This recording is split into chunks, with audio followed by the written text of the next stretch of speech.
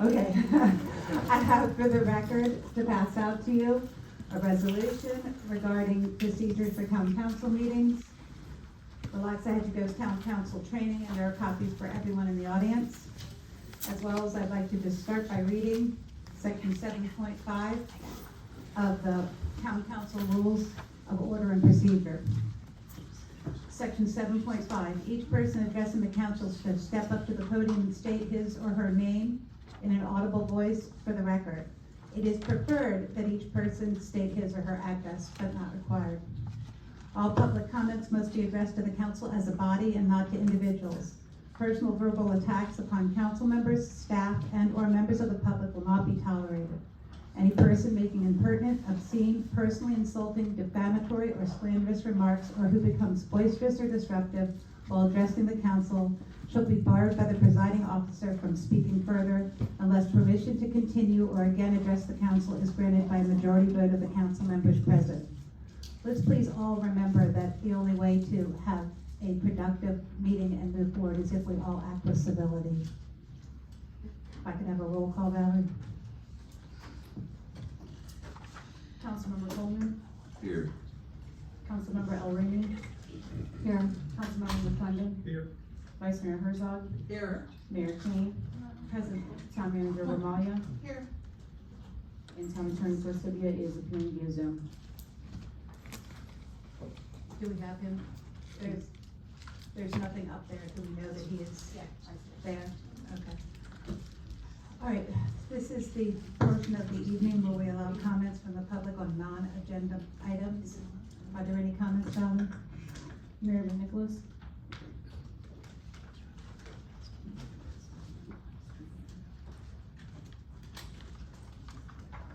So just for the record, we are having technical difficulties. We are recording on YouTube, so it is picking up the audio and visual. However, it will not appear until sometime this week.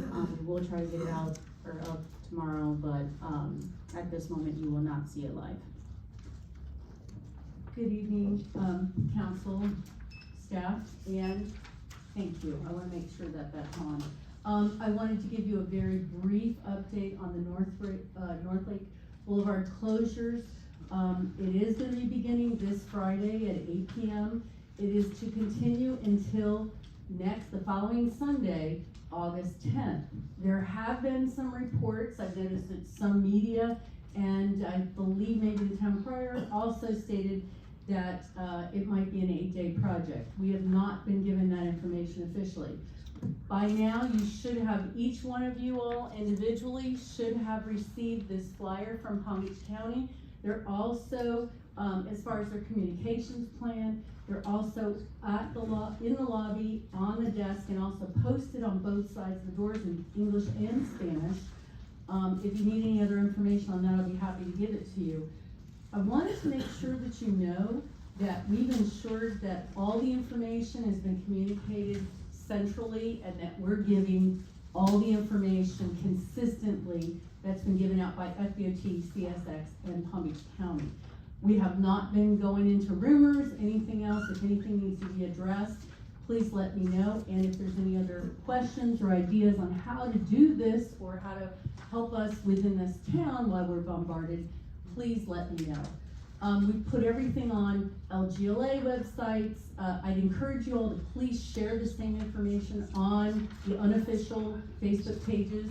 The town has done it under social media and the news. Let me think if there's anything else. Logistics specific to Loxahatchee Groves. This is where it's important for you to know. We have worked diligently to make sure that we get extra resources. We ask for extra variable message boards. We do have one coming from Palm Beach County, so we will have a total of 3, which will be important because it's easier to read. We will be also getting resources from Palm Beach County Sheriff's Office. We've been assured that the north-south, to address the north-south traffic, that we will have at least 3 resource staff at the intersections of B as in boy, D as in David, and F as in Frank. Lettered roads on Okeechobee to ensure that people can get out and that there will be some gap. We did ask for some other things as far as channeling. barricades, things like that, so people aren't going around on the shoulders. The reason that the county has rejected that as part of an MOT plan is because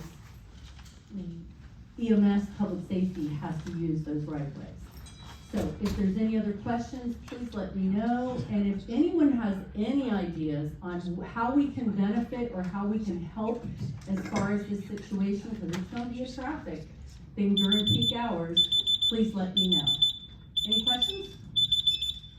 Anybody have any questions for me? That's really loud right there. I'm used to it over there. Marge has a question for Hi. me. Councilman. When Sarah Baxter posted her map of the roads that were going to be affected, E-Road was on that map through our town, and it showed crossroads all the way up and down through our town, which we don't have, you know, so I mean, I hope someone is addressing that kind of bad thinking on that idea. Councilwoman, I'll be happy to address it with the Commissioner's office and see if there's anything else. I think there was something else that had to do with master transportation planning, and it had to do with 140th South, but I'll look into that and see exactly what it was. Okay? Anything else, Anybody else? Okay, please let us know if we're doing a good job, if we're doing a terrible job, if any of this might help or it might not help. We'd be happy to, we really want to hear it. We'll let you know on about the 3rd. Now, You're all back bets on are the off, wagon. all bets are off Monday, August 4th. I will tell you, Saturday morning. yeah. It's a shy crowd. It is such a, there's such wallflowers here. Monday's the day. Thank you. Actually, on Monday, August 4th is when the deputies will be there beginning, and we just want you to know that they're gonna be there on both peak hours when needed. So if there's anything we need to adjust, whatever, it's completely fluid, needs to be addressed, text me, shoot me, you know, give me a call, whichever, you all have my email, my cell and everything. So please, give it to us right when you see it though, don't wait till the day. We'll station some officers at Sunsport cut through. Do you have a question? Yeah, I just I'll wanted, ask a question. I don't have a question, I just wanted to thank Mary and the staff for all the diligence that they've had through this whole thing. I know I found out about it a couple days later, and I shot a text to Francine, and Francine very quickly got back to me and said, we're already on top of this, we got it. And Yeah. they've been on top of it, where I know it was kinda, people had heard about things and didn't realize that little old town of Loxahatchee Groves was already on top of it. You know, they were in the beginning. So sadly, So, you know, thank you one very thing, you're welcome, it's our pleasure. One thing I wanna say is that honestly, when you do, you know, get information or something, it might take 24 or 48 hours to go ahead and have a game plan together. So we wanted to really have something for you before we went ahead and, you know, discussed it. Thank you. One thing I would add, Mary, besides my great thanks for you, is that, council, if you saw the letter that we sent to the county and to PBSO, we were actually able to get partnership with them on each and every one of those items and add some as well. And I think a lot of that has to do with, Mary working her butt off, getting us whatever extra supplies that were in the county. Well, thank you, I still have a lot here to work on, so I'm getting on it, thank you. Thank you, Mary. Mrs. Anybody else, Leona? Bob? Joe Siciliano?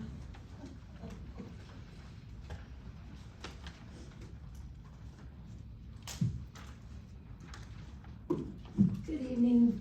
Good evening. Joe Siciliano, 1530 B Road. I'm speaking tonight to make sure a few important facts pertinent to the RV resort discussion make it into public earshot.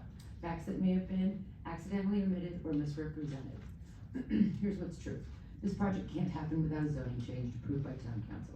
Any future changes, that's a whole separate process requiring a supermajority vote. There's no secret shortcuts that would allow automatic, unlimited use changes. They keep throwing around the word commercial when referring to this project, but this developer isn't asking for commercial zoning, they're asking for recreational use, so they can operate a recreational business. This type of commercial enterprise already exists within our ag-res district. Businesses like horse barns, nurseries, fruit stands, and agritourism. None of these are a prelude to a strip mall. Additionally, this project, if granted recreational, could actually serve as a 47-acre buffer between commercial zoning on Southern Boulevard and its neighboring residents. The resort could actually prevent commercial encroachment, helping to protect the rural character people say they are trying to save. And we can't overlook the tangible benefits the developer is proposing. Over 60% to remain green space, over 8 acres of conservation area, walking, biking, horse trails donated to the town, hundreds of thousands of dollars of native landscaping to supplement and support local ecosystems, city water and sewer, relieving pressure on our aquifer and reducing risk of groundwater pollution. All this, including the site plan, is available on the town's webpage. If this property were sold as 9 5-acre lots, could the town expect to enjoy these same benefits? Unlikely. And let's talk risk. If this town keeps rejecting reasonable proposals, it's only a matter of time before some developer with deep pockets, sharp legal teeth, and an appetite for commercial projects sues us again and wins again. Then we're looking at forced commercial development, not recreational. Think box stores, strip malls, and tire shops lining the banks of Collecting Canal. The worry around the Live Local Act being used is totally misplaced. It doesn't apply to recreational land. The worry that this will destroy local RV rentals. Let's say the average private RV rental is $2,000 a month. That would get you about 6 days at this resort. Different market share, lemonade stand versus tropical smoothie. And yes, the developer is offering $500,000 up front, plus $25,000 annual in surplus revenue, over and above the standard business tax receipts. Call it a bribe if you want, but to a town with an anemic budget, it looks like vitamins and a blood transfusion to me. Potato, potato. What worries me isn't the RV resort or recreational zoning change. It's the prevailing manner, tone, and content of some discussions. These tactics feel like an attempt to strong-arm residents and council members into silence. We deserve real discussion and a safe place to have them, not manipulation. So read the plan, check the facts, and please, let's proceed with class, decorum, and civility. I really don't want to regret standing up here tonight. If anything I presented here can be refuted with concrete evidence, documented proof, or case law, please let me know, and I will publicly recant, in part or full, what I have misrepresented. Thank you. Ms. Standish?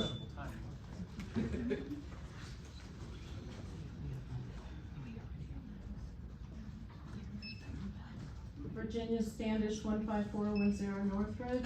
We will be having a heavy PVSO presence in the next few weeks. I wanted to ask, this came up several years ago, about the PVSO ticketing. When someone gets a ticket in the town of Loxahatchee Groves, where does that money go? I asked one council person and their response was, well, it's a small amount of money. Well, that small amount of money could help offset food costs for employee volunteer parties, etc. I don't think we can turn our noses up at any amount, so I would love to hear in our town council comments over the next few weeks, budgeting discussions, where we are on PVSO ticketing and how much revenue we can get, and if the ticket book has been updated. Thank you.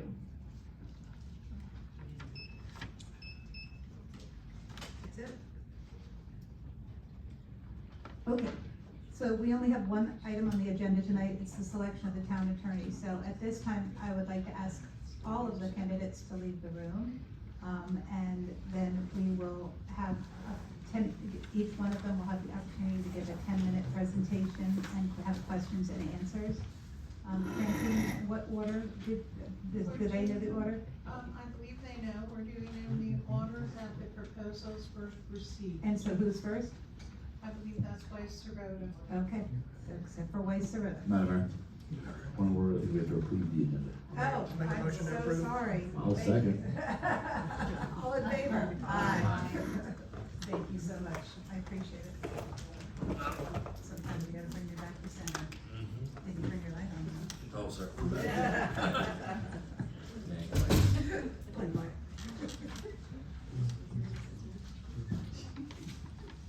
Is everybody ready? We're ready. Okay. All right, well, let me introduce myself first, Matt Remenda, and this is my law partner, David Tulsis, who I think some of you already know. We're both here from the law firm of Weiss Sirota Helfman.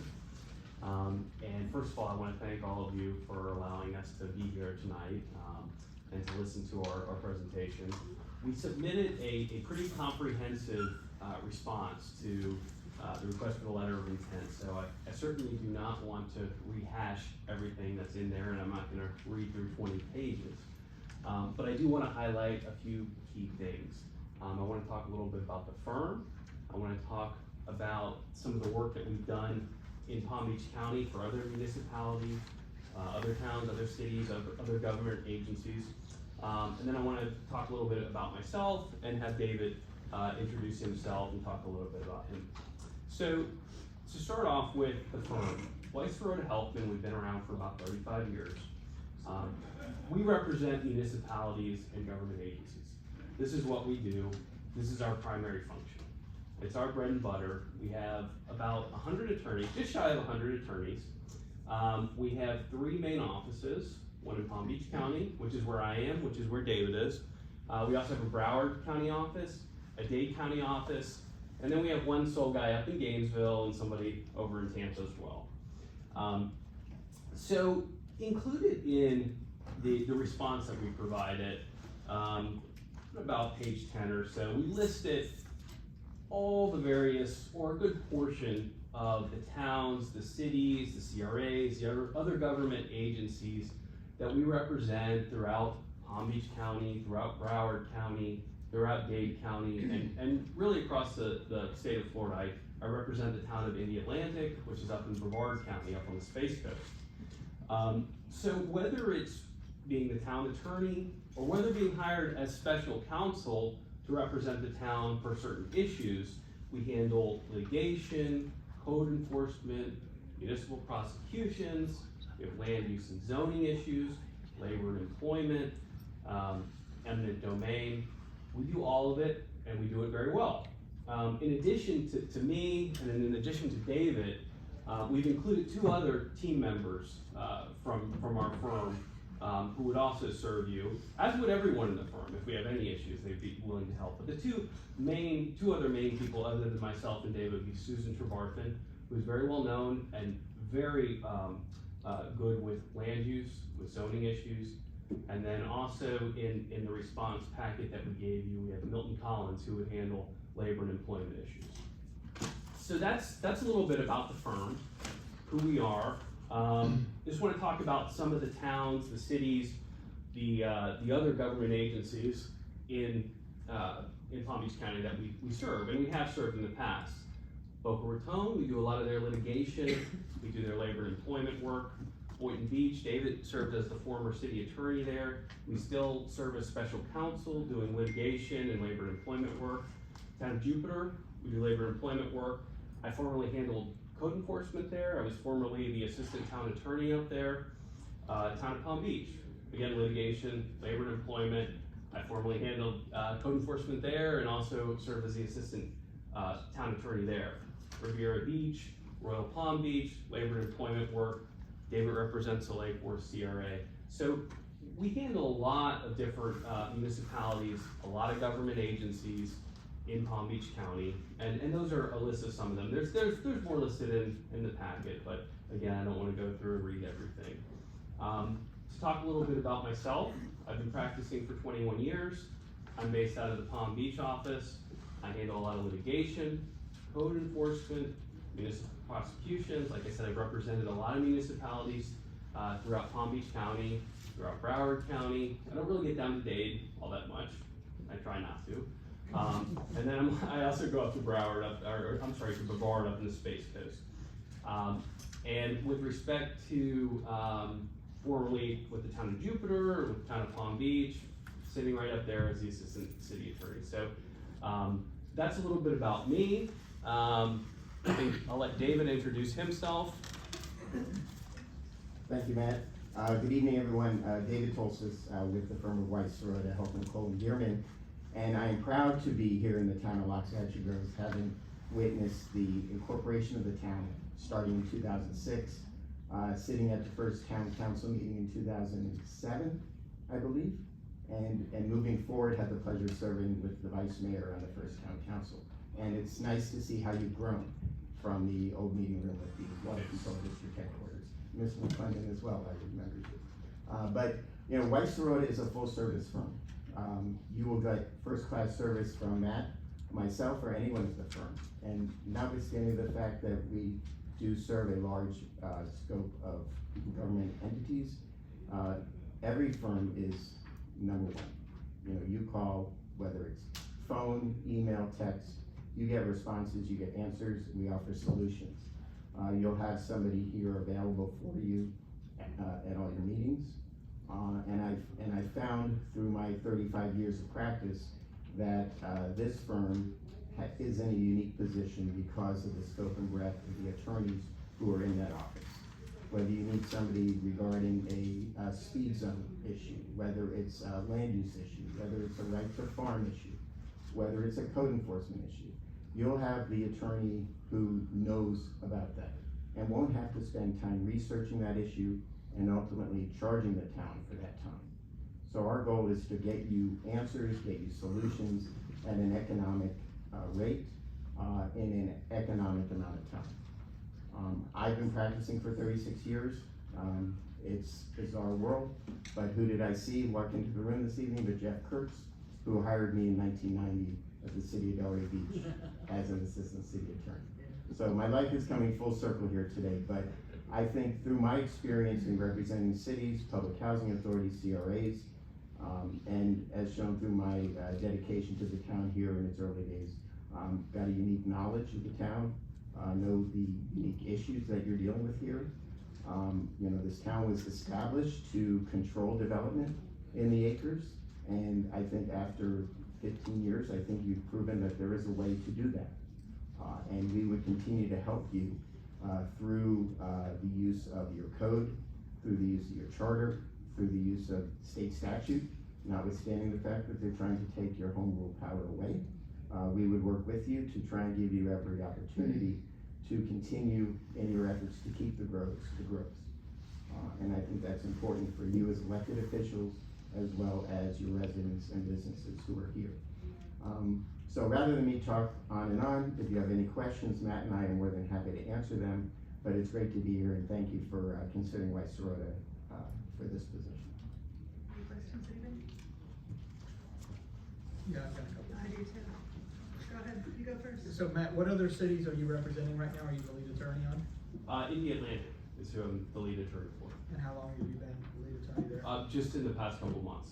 Okay. Just in the past couple months. And you've been with this firm for quite a while. I've been with Weiss Schroeder for 10 years now. Yeah, and I handle all the litigation. I do a lot of litigation. I handle all the litigation for Deerfield Beach. I haven't really been doing a lot of litigation for Boca recently, but I used to do a lot of litigation for Boca. I do code enforcement for Deerfield Beach. I do code enforcement for I've been doing that for 21 years at various places. Well, I did have another question. Yeah. So it's listed, your rate is $3.15 an hour. That's for paralegals and everything. Is that correct? I don't know about the paralegals. That wouldn't be for paralegals. Because it wasn't no. specified in. Okay, yeah, that wouldn't be for paralegals. Do we know what that rate would be? It would probably, it would probably be around the 215, 225 range, I believe. But we could get back to you on that. Yeah. Lisa, did you say you had some questions, or did Todd ask your questions? He did not ask my questions. Mr. Tolman, since you were here in the beginning, and obviously you recognize the uniqueness of our community, yes, we have struggled to maintain the rural nature of the town, and you know, the current town manager has done a great job getting code enforcement up and running. I wouldn't say it's always effective, and that always poses certain unique challenges.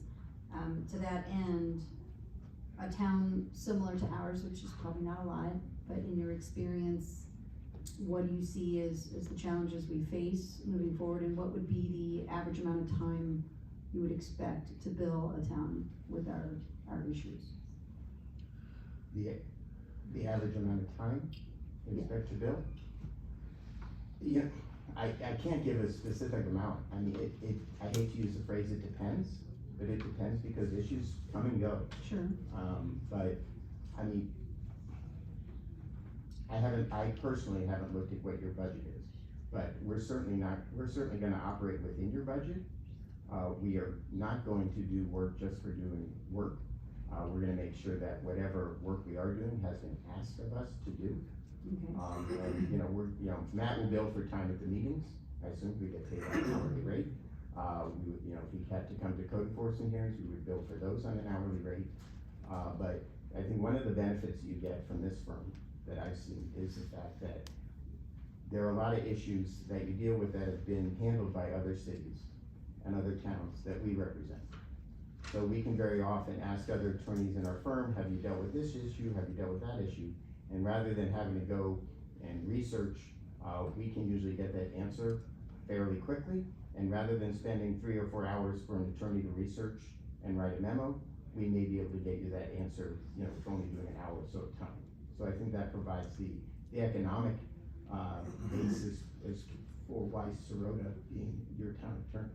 Okay, and do you have a particular, method or, shall we say, system for communicating with counsel regarding issues that attorneys generally are addressing, versus, say, just through the staff communication? I think what we've seen in the past is a little lack of communication or understanding of what the town attorney has been tasked with, and council's awareness of the level of work that's going on. But I think the most important thing is to be transparent and to make sure that every member of the council has the same information.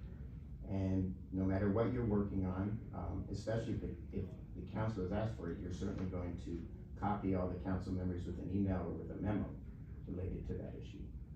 If there's a specific code enforcement matter, if there's a specific land use matter, and the town manager or your community services director has asked you to look at it, you're gonna work with them.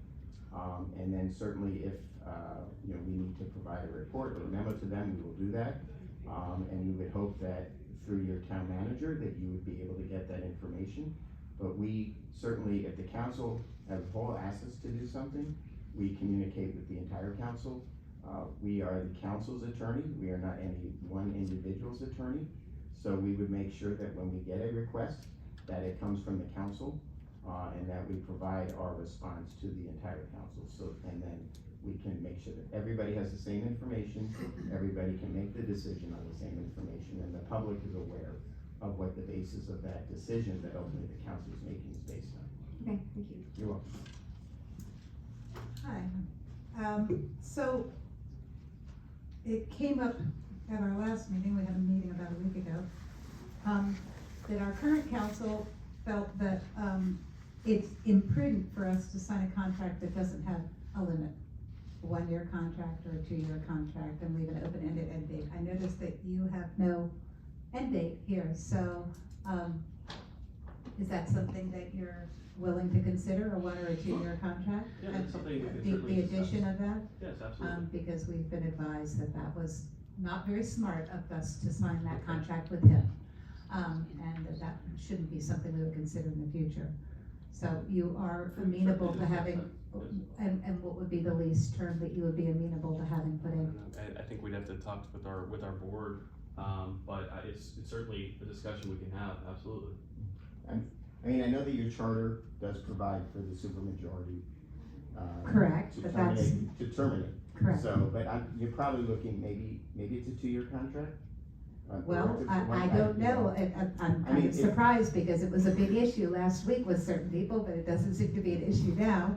I'm just kind of surprised that it's not an issue that there is no term to this contract. And again, our current counsel, who is on Zoom right now, advised us last week that we should never sign a contract that doesn't have a term. So I'm curious as to what term you would consider, because I think that has to be part of our consideration. If we're requiring a term from everybody, we would need to know that you would be willing to do that. Well, if you select us tonight, all right, then I don't know if you're necessarily approving the contract tonight as well. If you are gonna approve the contract, then it's your decision as far as how long you want it to go, 1 year, 2 year, 3 year. And you would be amenable to that? Yeah. Absolutely. Yeah, Great, definitely. okay. The second question that I have for you is, we're with a firm that has multiple lawyers at this time, which is pretty common.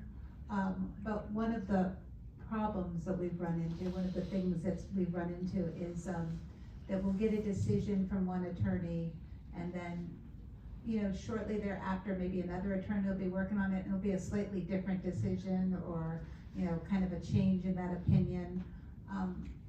What kind of internal controls do you have? Like, would you own it? I mean, you know what I mean, like, do you actually review every decision that's sent over to us and be like, oh, no, we said this last week, and now we can't say this week, you know what I'm saying? I Like, think what do we you would- have internal controls for that, to keep that kind of thing from I happening? think what we would do in a situation is, depending on what the issue is, like I said, if it's zoning, if it's a land use issue, whatever that issue is, I'd talk to Susan, or I'd send her an email. We'd discuss it. We'd come to an agreement as to what the message should be, what the answer is, and then we provide you that message. And then you stick to it? Yes. Okay, Yes. all right. I mean, if there are later factors that change, Right, that, no, of of course, course. things can change. But certainly, like, if people who specialize and as we were saying, that's kind of one of the big, benefits of the firm, is that we have such a deep bench, almost 100 attorneys, you know, there's somebody who specializes in everything. Right. So going to that person, instead of spending hours and hours researching it and trying to figure it out, you go to the person who has already done it, who already knows it. We can discuss it, and then we give you an answer. Okay, great. So you do have ways to keep that from happening. Okay, great. Also, one of the problems that we're running into currently is that, well, honestly, we do a really lousy job of prioritizing as a council, and we're working on that. We've made a commitment to try to be better. And we tend to throw a lot of work your way. What kind of internal controls do you have to help us to manage that, to say, whoa, stop, hold the phone? You guys have given us 3 major projects this month, you need to stop. And I mean, do you know what I mean? Like I think this is pointing to what Lisa said, what kind of direct counsel you will give us to. I think given your example, where you say there are 3 major projects, I think the first thing I would do is say, okay, what is the time frame? What are you looking for? What kind of a response? What kind of response time do you want for project A, B, and C? And prioritize, and which is the most important to you? And what needs to, you know, is this something that you need an answer to this week? And then maybe B is something you need an answer to within the month, and prioritize what we need to do, and work to get you an answer to the one that is the most urgent, and the one that you need the answer to first, as opposed to the other 2. And really, and again, depending on what they are, going to the person at the firm who might specialize in that. Save time, not tearing through statutes, tearing through regulations, but just talking to the person who's already done it and saying, okay, this is your answer. And also, not creating unreasonable expectations.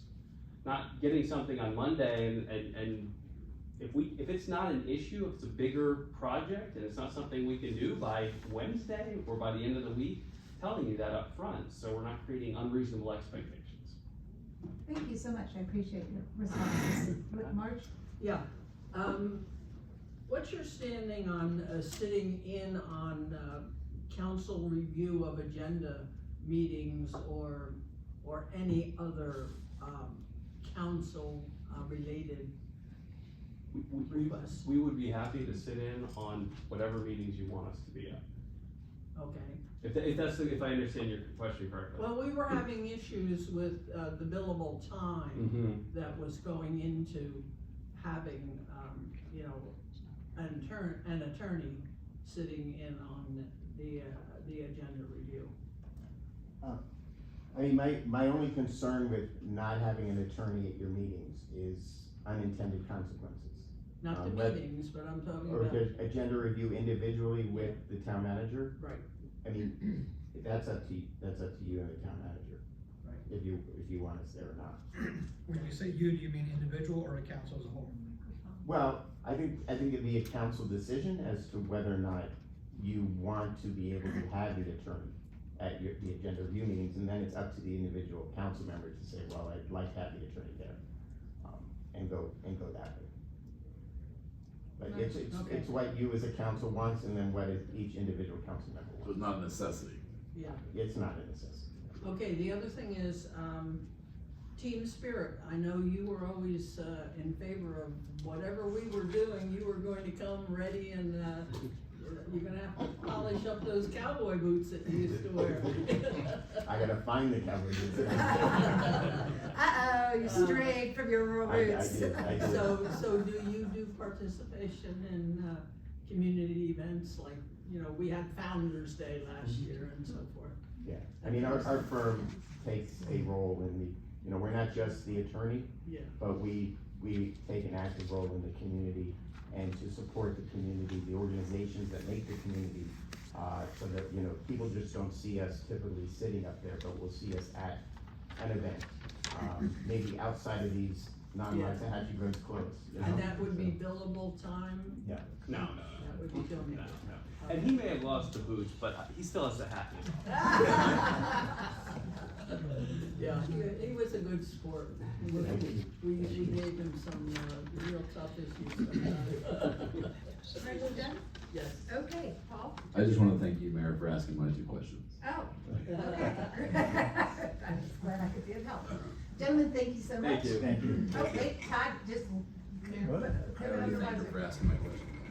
So one of the problems we've had with the last firm, they've been here for 6 years, and we've gone through 4 different attorneys with that firm. And I'm concerned about that turnover, right? So as a firm, what is your turnover rate? I know you said you're only representing one municipality right now. What other municipalities have you represented before, and how long were you there? And maybe David can answer the question is, how do you deal with that turnover? Because we've had a lot of turnover here. Turnover, just, With the attorney. So we've been with the same firm for 6 years, we've had 4 different attorneys from that firm. Well, Matt's gonna be your primary attorney, so as long as he's at the firm, he's gonna be your attorney, so, no. And like I said, I mean, I've only worked at 2 firms my entire career for 21 years, and I've been here for 10 years. And Your that's. time's up. Save the version of the wolves. Yeah. So So the, maybe we got 1 year? so the way that we normally structure is we have one who's the, your primary point of contact and the lead who would come to the meetings. And then, like I said, we've got, Susan who does land use and Milton who does labor and employment, but there would be one specific point of contact. Mayor, before they leave, might we wanna ask them if they have questions for you? I'm sorry? Do that Might question we first. wanna Oh, let do you them have ask any us? questions for us, gentlemen? No, I don't think so, David. Okay, thank you very much. We'll Thank you for your time. connect. Thank you. Thank you both.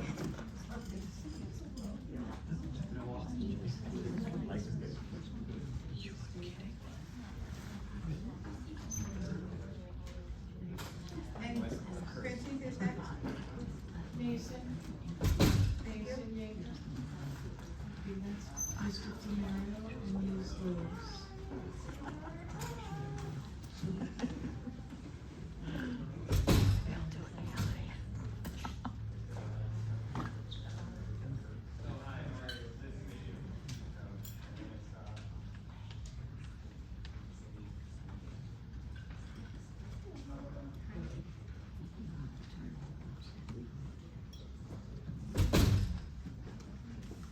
Hello. Hello.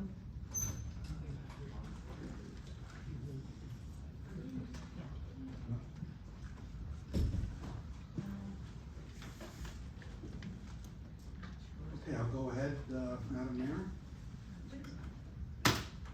This is not on. Okay, good evening, Madam Mayor, council members, Madam Manager. My name is John Fumero, and I'm here with my colleagues, Steve Contiagero,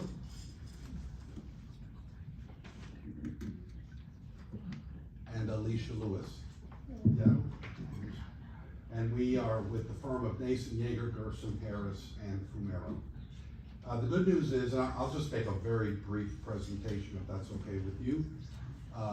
The good news is I think you have competent, experienced firms. I'm familiar with the Weiss Sirota firm, and it's a good firm. It's several hundred lawyers. I think they're based in Fort Lauderdale. And I could say, the same with your current, I guess, the gentleman who works for, the town. Competent, experienced lawyers. You know, what is the difference with our firm at Nason Yeager? We're Palm Beach County based. We were founded in 1960 in West Palm Beach. We have an office in Palm Beach Gardens and one in Boca Raton. We're not a multi-hundred lawyer firm. We have about 38, 39 lawyers at the firm presently. The folks you see in front of you today, our focus is on governmental law. About 5% of the Florida bar is board certified. So for a lawyer to be Florida bar board certified is a big deal. Less than 10% of bar members are. I'm certified as federal and state administrative and governmental law. I've spent half my career working in government. I started with the United States Department of Justice in Miami, and I from there went to the South Florida Water Management District, where I became the general counsel. And I very much remember Loxahatchee Groves Water Control District for many years and dealt with this entity. I also represent, besides small cities like the city of Okeechobee, I represent a number of water control districts, especially given my background at South Florida Water Management District. Alicia, who will address you momentarily, has a very strong background in something that you, I think, probably deal with in some of the most important issues, and that is land use law, zoning, comp planning. You know, a community like Loxahatchee Groves, that's one of the biggest challenges. What do you want to be when you grow up? How do you want to define your future? How do you keep the rural factors and qualities in this community, but recognize that some level of development and growth is going to happen? How do you manage it? How do you build the ordinances and the code to do that? I've been a special magistrate at a half a dozen different communities, done a lot of code enforcement. That's also very important for a community like Loxahatchee Groves. Again, maintaining the character, whatever your vision is you want to keep in this community. It's the hardest task you will and ever will deal with. And so that's one of the areas that we focus on. Another thing that's very important, again, you have three candidates who are all experienced. You know, the city attorney has to be someone who you can trust and rely on. You know, the white hair factor is important. I've been practicing for 38 years. And truthfully, I've seen every scenario possible. And there was a comment about decorum. I've been involved in meetings where the police had to intervene, where arrests were made. It's very important to maintain decorum. It's very important to have rules to maintain decorum. Another thing is accountability and transparency. Not just you as elected officials, but your city manager and your city attorney must also be transparent and accountable. For 6 years, I've taught for the Treasure Coast League of Cities. I teach ethics, public records, and sunshine law. Those are the big three that govern how you or any other government does business. That is really the government Bible. I don't mind saying I'm an expert in those three areas and continue to teach that class. As you all know, you have to do 4 hours every year as elected officials. So again, I think that's part of what Steve, who by the way was in the Marines for 13 years, then went to law school, and Alicia bring to the table. I want Alicia maybe just take a few minutes to talk about your land use background, and I'll step aside. Good evening, and thank you all so much for giving us the time to present to you. And like John said, you have wonderful, amazing candidates, but I kind of want to tell you why we're a little bit better. So as John said, my focus is primarily land use, zoning, and government. I went to Auburn University undergrad. I was a degree in poli-sci, and I loved government so much that I got a master's in public administration before going to law school. So if there's any doubt that I'm a government nerd, I don't think there should be any doubt. But I really do want to be a part, either way, whatever you decide. I love when I see communities that are growing, and zoning and land use are such an integral part of that. And making sure that the public not only understands how land use and zoning works and how it affects them on a day-to-day basis, but empowering them to actually be involved in charrettes and different things that they can do as a community to make sure that the code and any changes fully reflect what your intentions are. So some of these discussions that I was able to listen to are not only lively, but they actually excite me, because I can see where there can be some great solutions. I've heard things about staffing issues, and there are so many ways that we can address that. We could address it with internships, where you give younger people in the community an opportunity to learn and grow. I just think there are so many amazing and exciting things that can be done. And I think that government oftentimes can get a little static and not be as innovative as it can be. And so as somebody who is a government nerd, and who has over 10 years of experience as a land use attorney, I would love to be a part of helping you turn that corner. So thank you again very, very much for your time. And, you know, obviously with any small community, it's about money and fiscal accountability. You know, you always have this many things to do and this many resources to do it with. That's obvious. Public infrastructure is important. One of the things we do, I'm very proud to say I had a hand in writing Florida's public-private partnership legislation in 2013.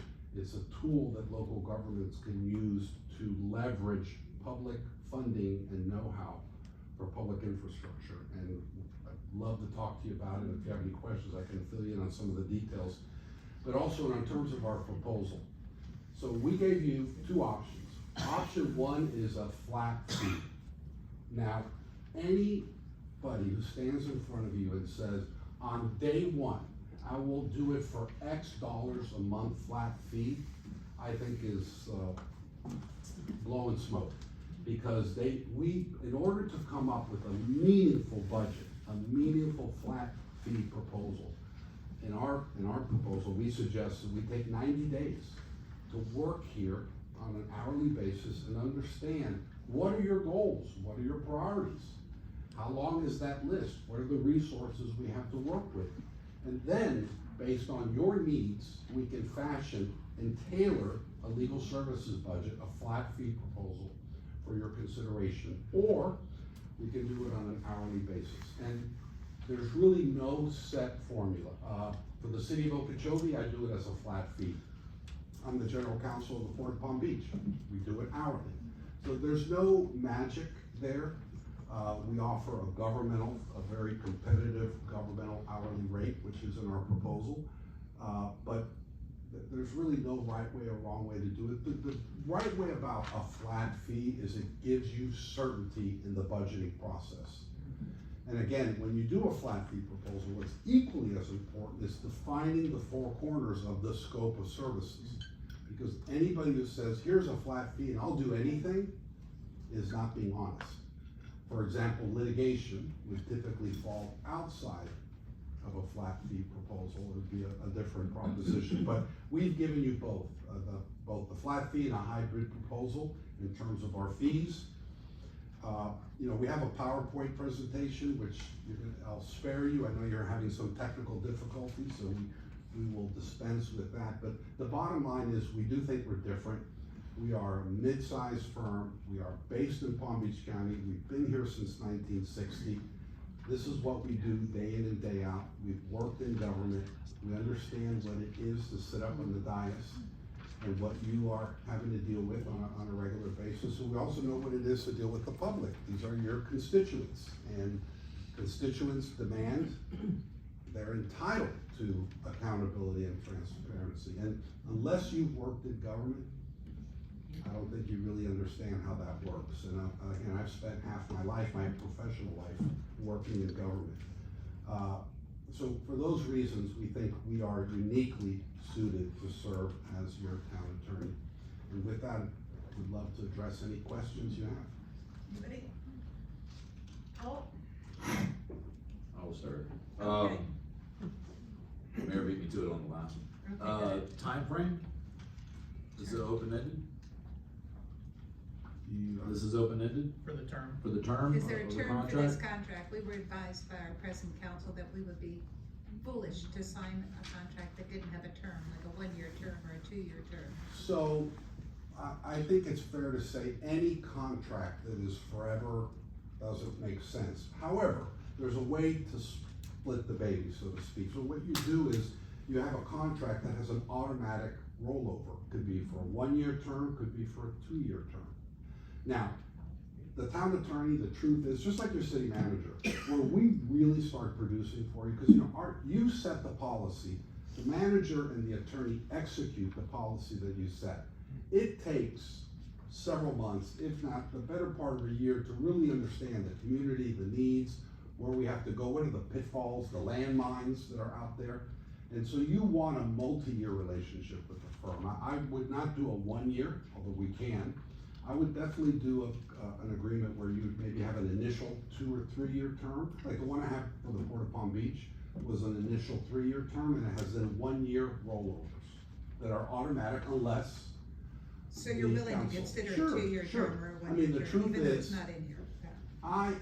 as your town attorney, we are at will. At any point in time, you can say, hey, John, it's been great, bye-bye. That's the way to work. If I don't have your trust and respect, I shouldn't be here. Well, unfortunately, it takes 4 of us to do that. Yeah. So that's the only, it's 3 to hire, 4 to fire, that's where our charter's written. So without a referendum change, right, to our charter, that's what we're, It's called the supermajority, yes. right, correct. So you know, that's the concern is, you know, you enter into an open-ended deal, you know, this was the concern that was brought up last week, you know, you enter an open-ended deal, and until I can convince 3 other people here to jump on board with me, it's just gonna keep on rolling, unless there's some kind of, you know, renewal clause or something like that, like you're saying. Yeah, so the alternative, I think this is where you're going, is you can force a decision, say, every year, the town attorney has to be reconsidered and voted on again. You can set it up that way if you wish. To us, it doesn't matter. I mean, obviously with any relationship, we prefer long-term, but again, it's like a marriage. We have to make sure it's a good fit before you go long-term. Is that good? I got a lot of chuckles. Did you have anything else you wanted to say? And even if it's not a good fit, you continue. Okay, how much in-town hall time does your firm usually do? Only for meetings, or? Yeah, so. Or are you called in by the manager Yeah. for special? Yeah, that's a super good question. So it varies. Again, we have to tailor to what your needs are. If your needs are, hey, we need somebody to have office hours here 4 hours a week, we'll do it. And if someone stands in front of you and says, I'll be here every week, it depends on your needs and the staff's needs. If they are to the point where you need 4, 6, or 8 hours per week, then that's what we'll maintain office hours here. The issue really is also like when, for my clients, for all of us, you have our cell phone numbers and we're available almost any time. You call and we will answer. And if we don't answer, we will get back to you quickly. That's called accountability. And that's billable time also. Of course. Good job. Unless you do I don't know, it says, no charge for routine costs, including telephone calls, so I don't see emails though, so don't send any emails. Marge, did you have any more questions? Who in your firm is familiar with, ag laws and so forth? Me. Agricultural? Me. Okay, how many years of experience and where? General Counsel of the South Florida Water Management District. I've dealt with I've bought hundreds of thousands of acres of agricultural lands. I've represented ranchers, cattlemen, citrus grove owners throughout the state of Florida. In water management disputes, land disputes, you name it. Okay, and you weren't there when the Kissimmee River was straightened and Jim the Bit? No, that was in the 60s. I was there when we put it back and whittled it a little bit, so it was no longer straight. Okay, thank you. Lisa? My question is a bit more for Ms. Lewis, since she's gonna be the lead, counsel. So, doing a little research, I see that the firm does tend to speak more on their roles, representing ranchers and developers and things like that. And you also spoke about being creative in our town. We're not a particularly creative town. We look for creative money, but other than that, we have a pretty simple vision. So I want you to address, please, serving in a role that is more going to be oriented to the town's goals. Thank you for that question. As John said, we want to tailor our services to what you want and need. And sometimes there's a need that financially you can meet without actually spending or using a lot of your funds. And so when I said to be creative, I wanted to help be creative when it comes to those types of situations where I just may have an experience that I could share where it was addressed. As far as making sure that we meet all of your needs, we want to at least have that initial conversation, that initial meeting with you all to really understand exactly what all of your needs are. And once we do understand what your needs are, we want to create a plan that you're going to support and that actually fits what the town needs. So I hope that answers your question. To some degree, yes. Okay. I would say that on a whole, we're a pretty experienced group of elected officials. I'm sure in the big scheme of things, not so much, but certainly pretty well versed in our own, our own challenges. And I would say, and whether these lovely folks would agree with me or not, it's about a consistency in the advice that we get from our experts, and a cohesiveness in our ULDC and our comprehensive plan and things like that. And I think that's a challenge. It's an expensive challenge, right, if we're not careful how we approach it. So that would be a concern for myself, no matter who we bring on board. May I add that one thing that Alicia has done, I'm gonna be your fan club here, is that we've gone into some communities, Okeechobee and Clueston are examples, where we did an audit. They said they had problems with land use decisions. They had 4 categories, they had residential, commercial, industrial, that's it. And they were We getting have all. less. That's the thing. So our job is to give you the tools you need to get to where you want to be. If you don't have the tools, how do I say this? I was gonna say you're screwed, but I probably shouldn't say it that way, but honestly, without a paddle. you really have to have those tools. Part of the tools is, as I said at the beginning, having a zoning code that gives you that flexibility. So when you look at residential, you could have 3, 4, or 5 subcategories there. And here, especially when you want to maintain a rural character, I know there's been some efforts to bring equestrian to make this some of the benefits of like what Wellington enjoys. You need to have, look at, if you've seen a Wellington zoning code, I mean, it is a very complicated but very important tool that they use. And they've created overlay zones for the equestrian. They have an equestrian protection area, they have an equestrian overlay district. I mean, again, the council can do anything they want because they've been given the tools. Those tools are ordinances. Ordinances are the laws that govern here. If you don't have this stuff codified in your ordinances, good luck. You're not gonna get anywhere. And as you get these bigger projects, they're gonna compromise. And just also, we don't do bait and switch. You said, Alicia will be the person here, sitting wherever they sit, there. But this is the team. Any one of you, and especially the manager, you can contact any of us. And Alicia, who's a land use specialist, if there's an environmental issue, if there is an infrastructure issue, she's gonna call me, and I'm gonna step in. I mean, that's the benefit of having a firm versus an individual. We are creatures of God. We only have so many capabilities. And if you go to a doctor, no doctor's gonna say, I'm an orthopedic surgeon and a cardiologist. Here, we can offer you the right areas of specialization that you need as a local government.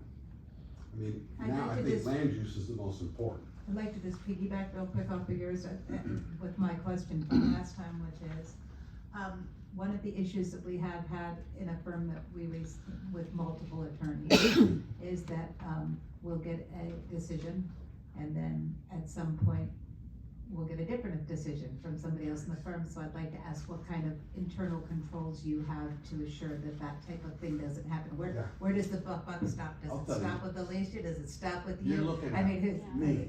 with My you, name is on the door. okay. Nothing So gets every outside of decision that that door. is, every decision that's sent before Alicia sends a land use decision over to us. That's And how we're, we, and yes, something, ma'am. she runs it past you. Steve and Alicia, a work product of consequence, obviously not every single letter, that's anything of substance, we will discuss before you see it. And you will never, let me be clear, you will never get inconsistent opinions. That's, Okay, thank you for letting me interject, Lisa. yeah, I don't even, that's never happened. Seemed to fit there, Yes, sorry. yes, and Wellington has about $113 million budget, so, But why do you have a hundred? We'd like to have a but less why? complex- Why do they have $113 million budget? because they have high density, they have high It's taxes. the land uses that were put in place. I mean, that's, again, one relates to the other. No, and again, I'm not suggesting this be Wellington. What I'm saying is, you decide your tax base based on the land use decisions you make. And that's one that you can't separate I the two. understand. Last question, I would pose this to each person coming out tonight. I would like to understand your approach to communication with council as the legal counsel to council. Yeah. So, So, again, as I said at the beginning, accountability and transparency. So, the manager and the town attorney execute the policy. You were elected to set the policy, set the goals and the priority. The manager's job and the city attorney's job is to execute those priorities that you set. And we can't do that unless there is a regular and open line of communication with us. And each one of you have different needs and different visions. And it's important that you be able to talk to your town attorney, because as your attorney, we have attorney-client privilege. So it's important that you be able to talk in confidence with your attorney. In fact, it's a violation of the Sunshine Law if one of the council members spoke to me and I turned around and went to another council member and said, this council member says that that's a violation of the Sunshine Law. Now, it happens, unfortunately, a lot because there's some level of ignorance with the Sunshine Law, but you have to know that you have confidence in your town attorney. You have to. I think my point is that we've had, a little history of, priority questions, that direction from council versus direction from staff to the town attorney, and I think that's one of our reasons we're trying to work on clarifying that in the future to control spending. So Yeah. that's the nature of my question. And if I may too, Steve's area of specialization is procurement. So when you spend, you have to go, you should go through a competitive process to make sure you get the most bang for every dollar you spend. And I don't know what your procurement code looks like, but that's another very important tool that you have. That when you let a contract, you know that it went through a rigorous process. And you got the most bang for the buck with a qualified, competent firm. Thank you. Alicia, how long have you been with the firm? I've been with Mason Yeager 2 years. Oh, 2 years now. And then, another question I had was, what's your contract with the city of Okeechobee right now? What is that dollar amount? Steve? Is it 9K? Yeah, it's probably 9,000 and change per Per month. month, Okay, and is that, it's a straight fee? That's- It's a flat fee. And do they have an in-house attorney also, or No. you guys handle all legal matters? We handle all, well, except for, insurance defense, employment, pension, yeah, we have police and fire pension, and litigation. We handle litigation, but that's not within the scope of services within the flat fee. And the flat fee that you propose here is double that? No, as I said before, for me to give you a flat fee is silly, because I don't know you. I don't know what your needs are, what your priorities are. I don't know if they're 18 or 2, So what we had proposed is, if you want a flat fee, let us take 90 days working for you, to work with you, to get to know you, to understand what your needs and priorities are, and then after the end of the 90 days, we would give you a flat fee proposal. Because if I gave you one now, I'd be pulling it out of you know where, and then, you know, we're gonna have, one of us is gonna be dissatisfied with whatever comes out the other end. So we've learned, again, through trial and error, that this is the best way to do it. Do it, go hourly, 90 days, and by the way, on our hourly too, we'll do a blended rate. Because what I also dislike is when you get some of these firms and you have 3 different lawyers working at 3 different rates, that doesn't make sense to me. We just do one flat hourly rate. We can't, we're, you know, we have flexibility, in structuring how we do this. You done, Mark? Yeah, I have a question about, we have a situation with a land use for, community recreational. And, a lot of the residents are concerned that should, the, viability of their plan not work out, can they come back and give us a zoning change request and make a big project, like apartment complexes in a, recreational area? You're asking her for legal advice, that's awesome. Well, Unfortunately, you can do that. Can we talk about that? I don't think so. I don't think we can talk about that. I don't think we should. Well, I'll say, I won't go into We can talk generic. depth, but, generically speaking, or generally speaking, I would say that, generally speaking, is that better? Talk really close to it. Yeah. Okay. Yeah. So generally speaking, you would need to first look at your land use categories, because that's coming from your comprehensive plan. Your comprehensive plan is what directly spells out what your zoning code allows, right? So first we have to look at what that recreational use is when it comes to the land use in the comprehensive plan.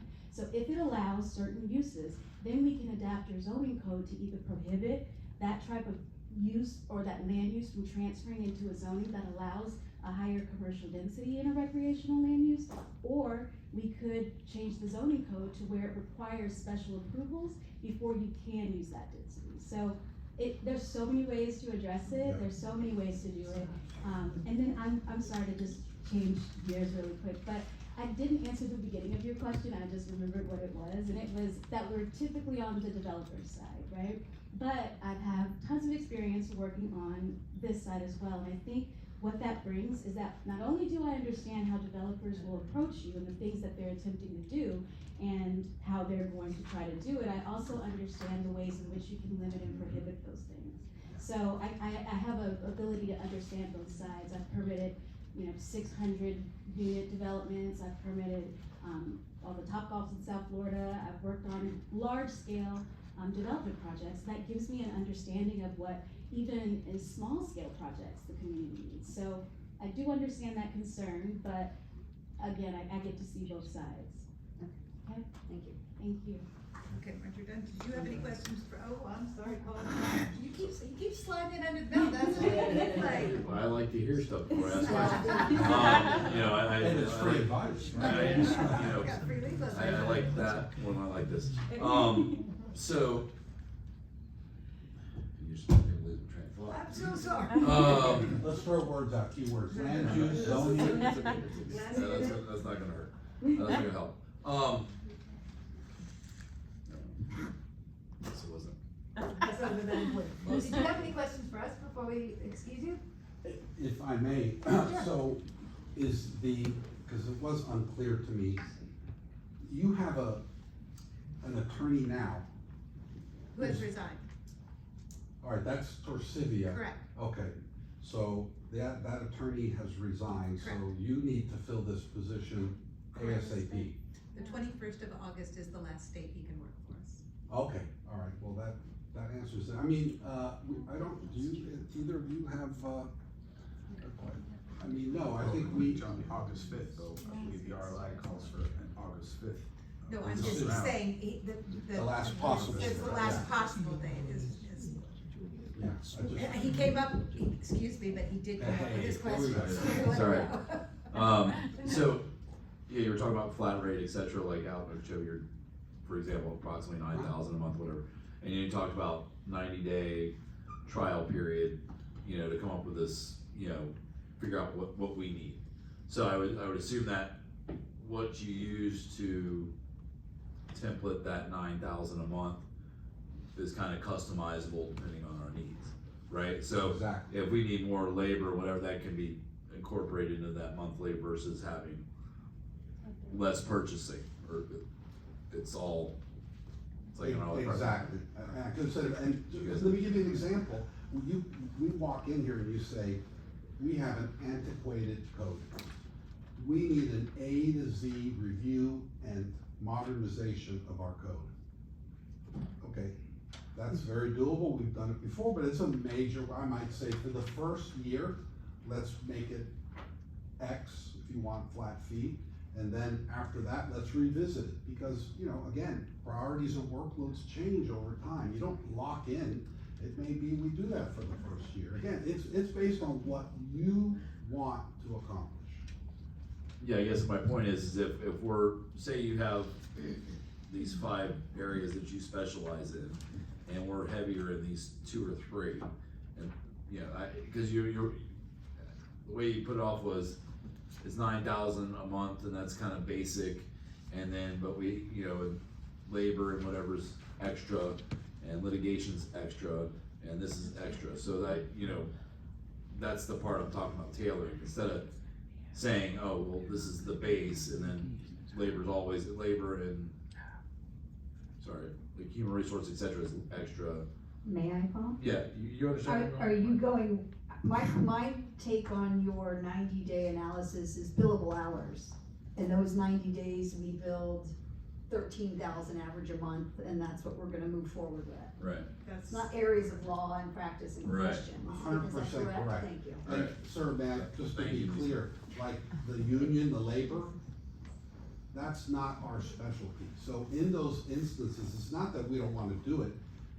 There's great labor lawyers that we refer that kind of work to. They are specialists, that's all they do day in and day out.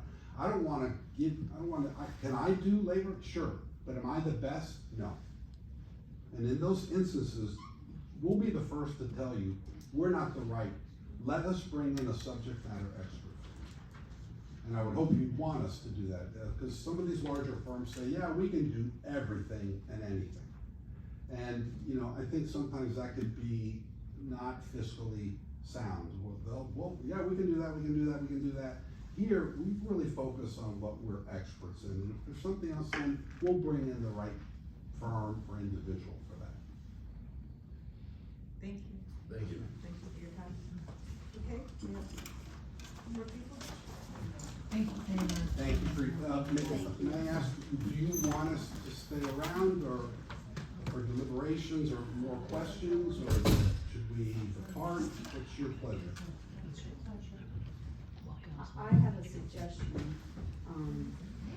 to the council that, as we finish up with the final applicant that we, recommend for our August 5th, decision, the staff provide a matrix of comparison of what each firm is offering, so that this is not so willy-nilly in our notes and stuff like that. They bring it back with price per hour, other options, kind of some of the stuff that kind of outlines Anybody else each wanting to make a proposal. decision tonight, or make a decision on August 5th? August 5th? I like that, it's a more of a comparison type of scenario, Huh? pros, cons. We dragged this. Advertised August 5th either way, so. We dragged it on, so I prefer to make a decision tonight and move forward, because it seems like we're very stagnant with legal services. Advertised August 5th, that's Tuesday. It's a week. Whatever.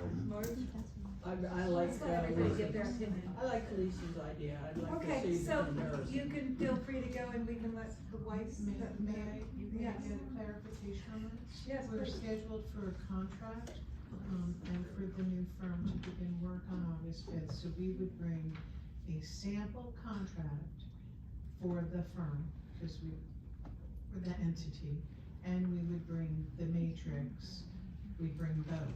So Is we that could just correct? name the name on Is that that night. correct? Does that work? I bring a contract from both, from the different firms, and a matrix from the different. I know it's extra work for you, but I I don't think mind. it would help us. I know that you had previously stated when I asked that question about, you know, we make the decision, they begin the same night, and you said that's how that was previous done. So I would defer to your expertise on how that manifests. It's actually in the RLI that they would begin work on August 5th. So if we have a sample contract from each of the firms, and we have the matrix, we can have that discussion and the decision the same night. Very first thing. Very on the first thing, agenda that that doesn't night. mean that you can't That's have it. And they all have discussion to be tonight. And they all have to be here. It's like a word show, and they Can all. I offer We are in some, Loxahatchee Groves, I mean. can I offer some unsolicited advice, having done this many times? Sure, would love to hear. So, We love and I- free advice. and I recommend this whether you're hiring an engineering firm or a law firm or a contractor. First, choose the firm and team that you want, that looks, feels like the best fit. And then negotiate with them. If it's an unacceptable result, then you go to number two. If you negotiate with two at the same time, good luck. I mean, that doesn't work. Either an engineering, contracting, or law. It's really, find the best one, qualify the best fit that feels good. And then I'm confident that whoever that is, you'll work out an acceptable financial arrangement. And if not, you go to number two. That's how they're typically structured. Mayor, the town attorney has his hand raised. Oh, I'm sorry, I see Yeah, no, we just- sorry, I see nothing except press source on your remote. Okay, go ahead. Glenn? Glenn? Glenn, I'm gonna try to reach you on your cell. Kinda like you did, Marge. Yeah. I think that's the same message we were getting when Marge's green hat faded out, wasn't it? Hey, I'm I gonna- believe that's the same message.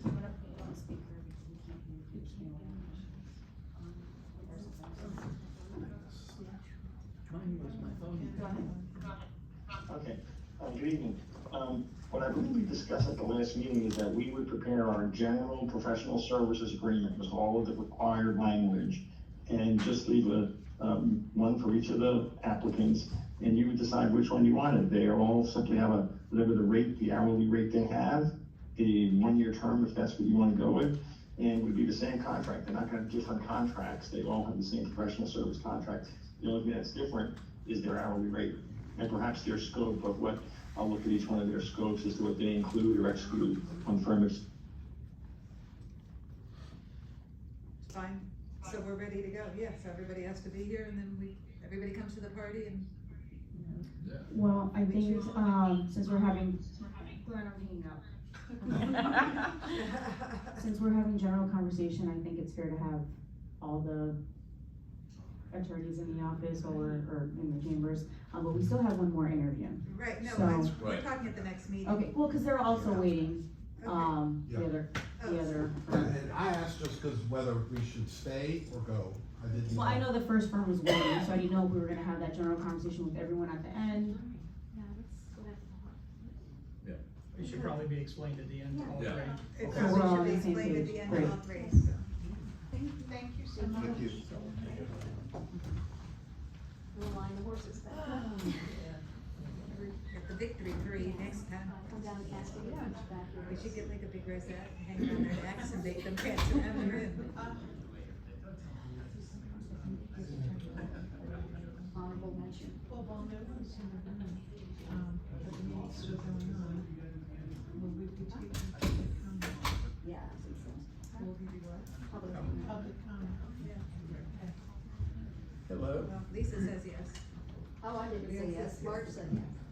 Oh, for, yes. For what? Hi. Public comment at the end. Hi, I'm Jeff Kurtz, and I'm glad to meet you. I currently serve, as you know, as the project coordinator I am interested in being the town attorney. We have discussed this over the last few weeks. I think the advantages to having a singular person represent you rather than a law firm is that you will get the same face and the same opinion each time, and there will be a consistency of action. I know those folks, they're good attorneys. I have Glenn, I've known for years, he's a good attorney. I think,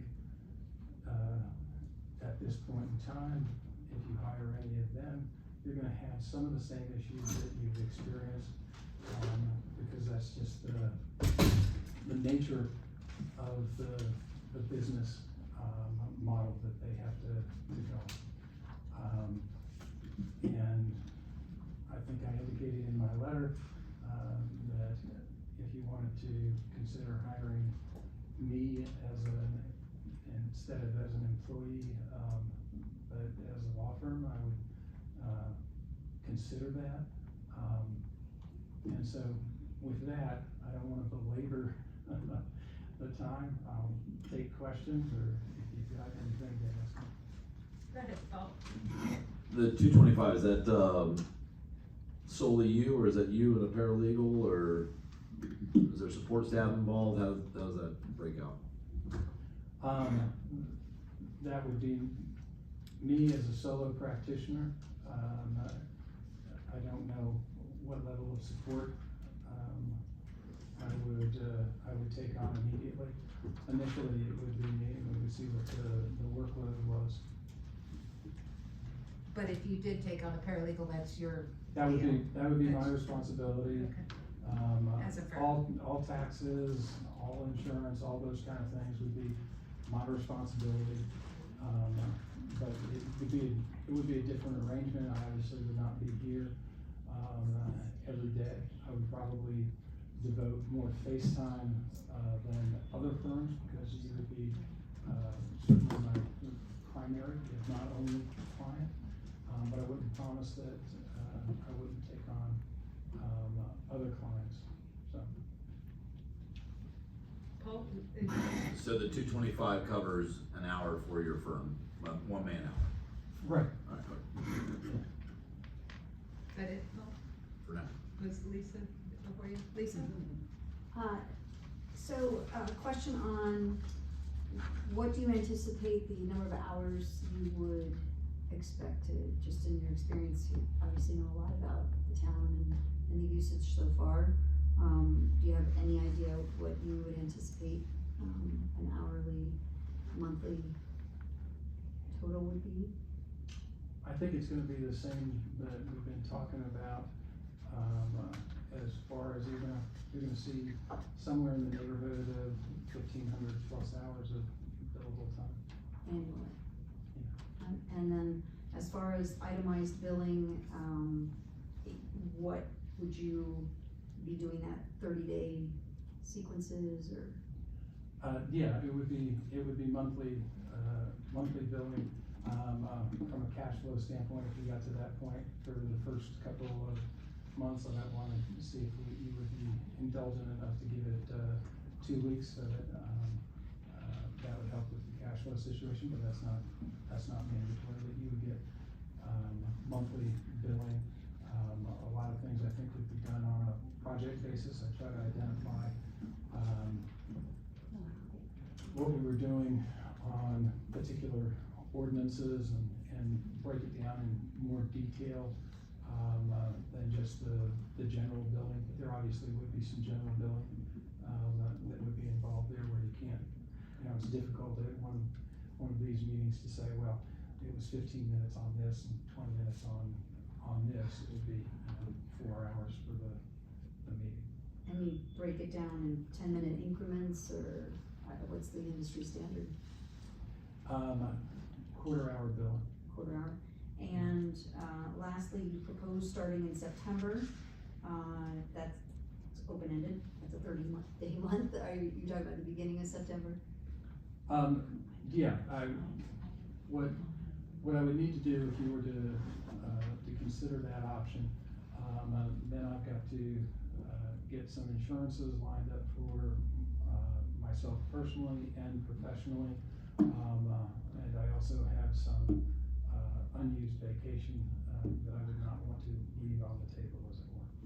And so I would anticipate it would be, the September 3rd meeting, something like that, September 2nd. I'd be able to put everything together and show up and take on those duties. Okay, and that leaves us with a hole in coverage, right, with Glenn's last day, the 21st, right? Correct. Glenn, that 21st was you're gonna have to get back on the phone. The 21st was a hard date for you to be done? This is very not okay. I'll be out of town after that, so I'll make efforts to do what I need to do to keep you afloat until our select starts. So you could provide coverage until the beginning of September?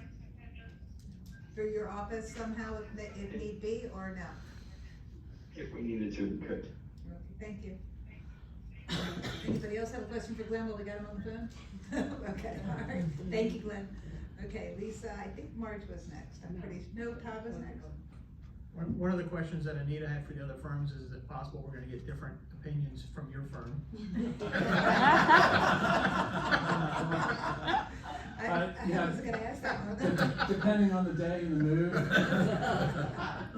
So back to the question I that. think I've been relatively consistent, maybe not always right, but consistency I can promise. Back to the question that Paul asked, and I wasn't clear, or hopefully I wasn't clear. The $225, if you ended up with a paralegal, that paralegal rate would still be $225 an hour.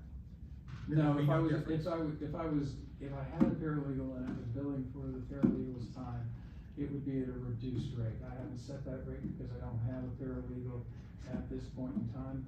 I don't know that I would, provide the paralegal. That would obviously depend on the level of, need and time, and it's an economic decision. If you're asking whether there will be an equivalent level of service between being in-house versus outside, no, it's not an equivalent level of service. I think going in-house is your highest level of service, regardless of which firm you're going to focus, because you do have the additional time. I don't know exactly how the other firms are set up, but it's usually not in this day and age a one-to-one relationship between the firm, the attorney, and the assistant or the paralegal. So one of the things that you will see in-house is I'll be more available for meetings and things like that. If it is an outside service, we would talk more about a structure in which I would be here, probably using the conference room for a full day or day and a half or 2 days of meetings, but not planning on being here 5 days a week. There would be an accommodation with the schedule. That would free up more time of mine to actually perform the necessary work. And, at some point in time, there probably would be an assistant or a paralegal that I would get involved. But, And if you did as a firm, would you do a one-year contract? I have suggested to you all in my cover letter, my letter of interest, that I would be willing to do a short-term contract. My advice to you, in whatever capacity I'm in at, even if you hire somebody else, if you're talking about 1 year, don't make it October to October.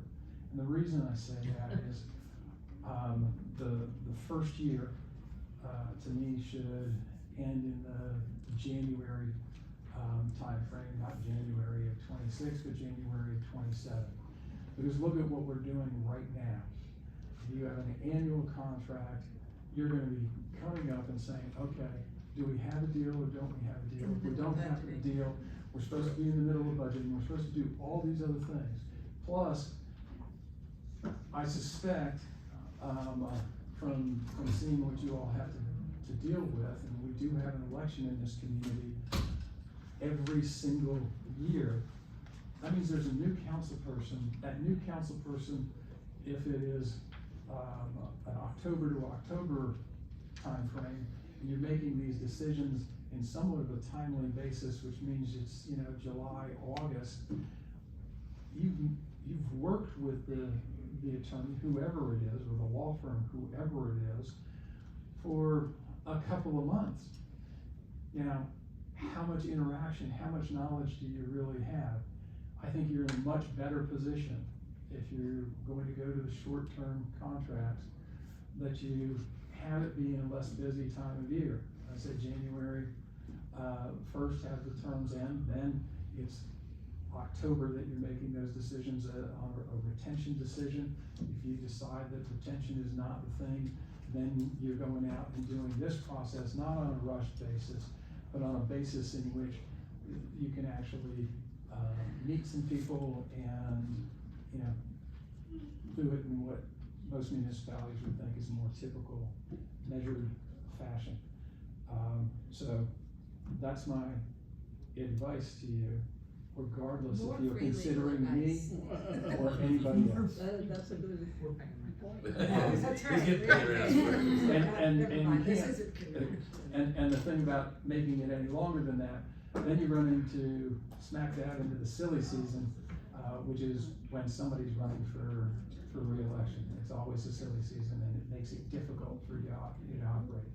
And I know we've had discussions about, that's one of the things that the charter committee should look into, whether or not it is a wise thing for the town to continue with annual elections, so that you always have to deal with an election and the change that happens every single year.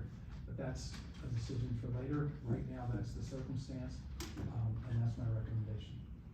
I believe Lisa was next, Paul. No, I mean, Marge was next, I'm sorry. Okay. Saw a light over here. If you were not chosen, would you stay on in the position that you are in now? For how long? How long is your contract? I don't have a contract. I wouldn't wanna pass up on those vacation days that I have earned. I don't know. You know, it would be a decision that I would have to make. I think I indicated to you, all in the past, that's something I would have to think about. And I'm not gonna make a commitment, beyond, I certainly wouldn't walk out of here, tonight if I'm not the selectee and go, well, I'm done. That's not the way I react to anything. Yeah. Okay. Paul?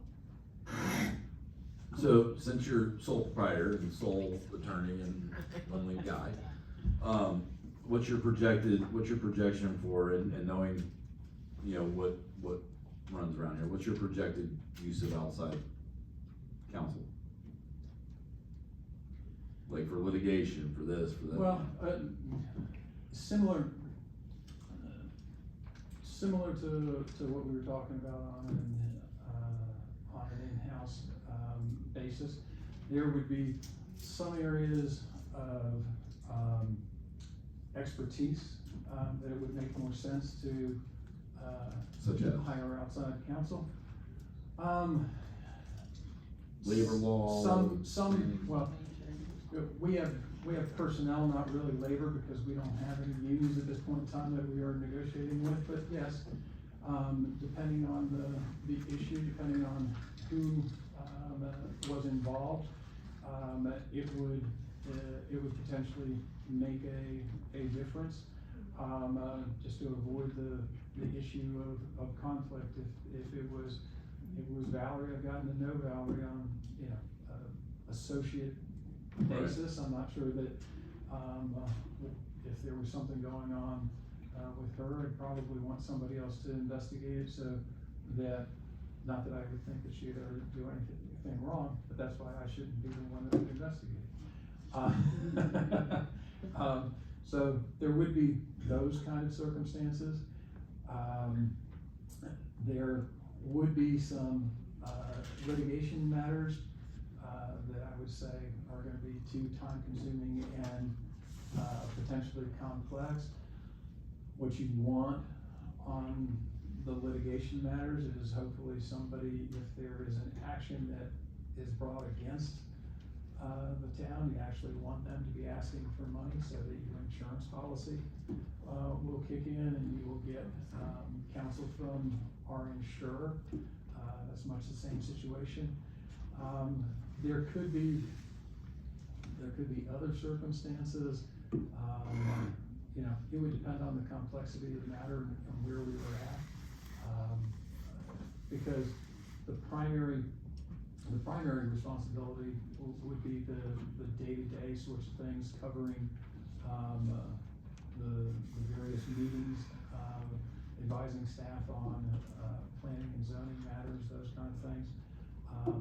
I would anticipate that on those kind of things and the cost recovery type of items, I would primarily be the person that would handle that. Once again, so you get a consistency of opinion and everybody dealing with it that way. Thank you.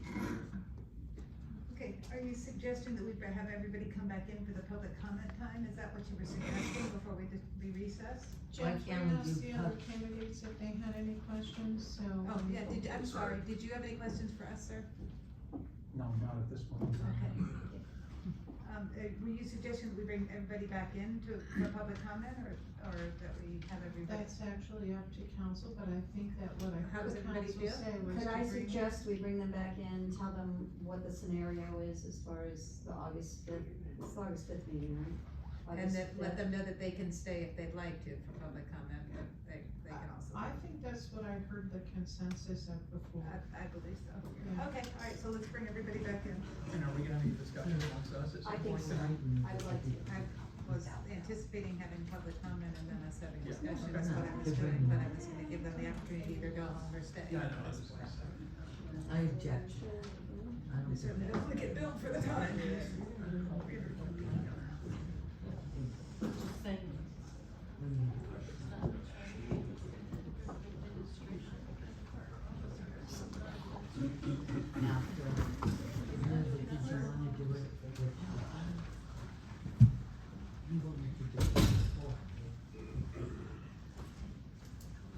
Okay, everyone, thank you so much for your patience. So what we've decided is that we will, bring everybody back on the on the 5th of August, and we will have a decision at that time, that we will make a decision that night. We will have, our current council will have a service contract for each one of you, basically, which we'll just fill in the blanks of whoever is chosen that night. So at the beginning of that meeting, someone will be chosen, and please be prepared to start working that night. We are now going to have a public comment session as well as some council discussion. So we wanted to invite you to either stay or go. It's completely your choice. We didn't want to hold you up if you want to leave, but we certainly invite you to stay if you would like to do that. And with that, Valerie, do we have any public comment? Rose Mayor?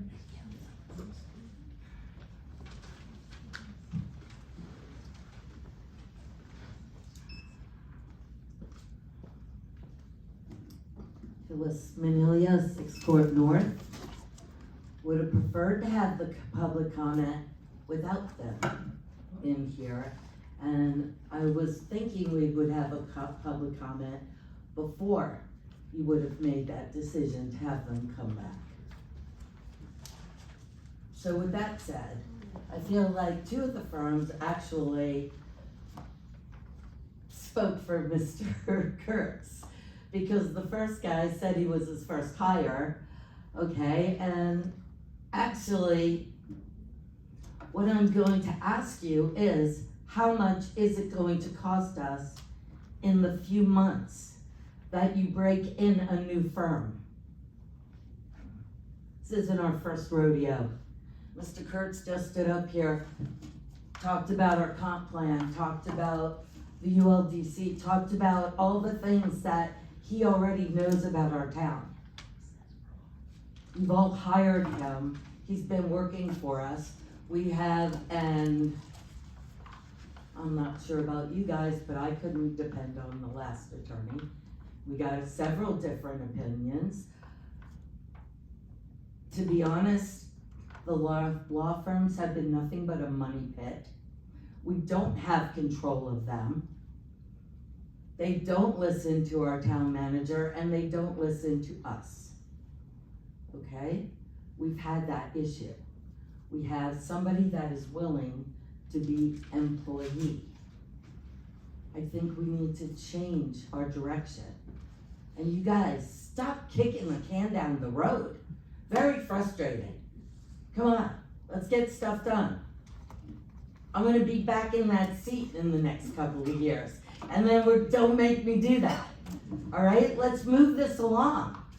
You're hiring an attorney. We have one. There was no reason for this. Okay, let's bring in a couple of firms. I have a question. How much money did we get from Tallahassee this year? So far, nothing. Nothing. Kind of the same hard sell, I heard here with the attorneys that I heard with the lobbyists. So I'm just saying, we're gonna save a lot of money having our current employee take over our legal. I would really like you to consider that tonight and start working on other stuff. Stop kicking these cans down the road. It's getting frustrating. Thank you. Anybody else? That's it?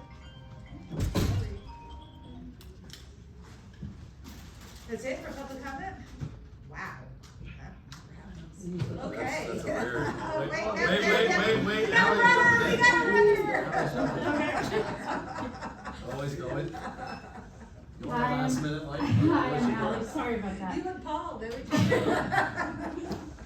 I'm hearing Phyllis's complaints, but I don't think it would be prudent for us as a town to not consider maybe doing things in a little bit different way.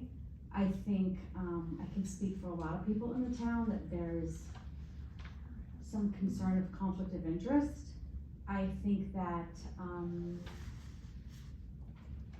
there are some concerns about the expense of having an employee and all that that involves with insurance and vacation time and this and that and the other thing, as opposed to hiring an outside firm that is just going to be billing by the hour. I think, personally, I like the flexibility of being able to negotiate a contract, and set a monthly retainer. That's how I work, on a monthly retainer with many of my clients.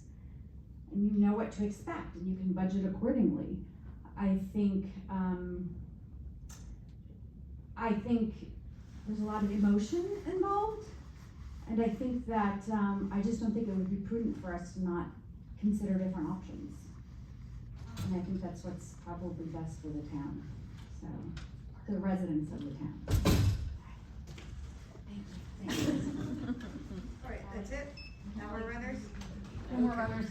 All right, anybody, some people wanted to discuss tonight, I myself want to chill a little bit, so, did you have something you wanted to discuss?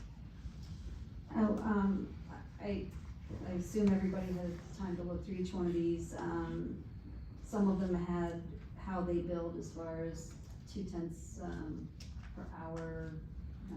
Mr. Kurtz just did quarterly.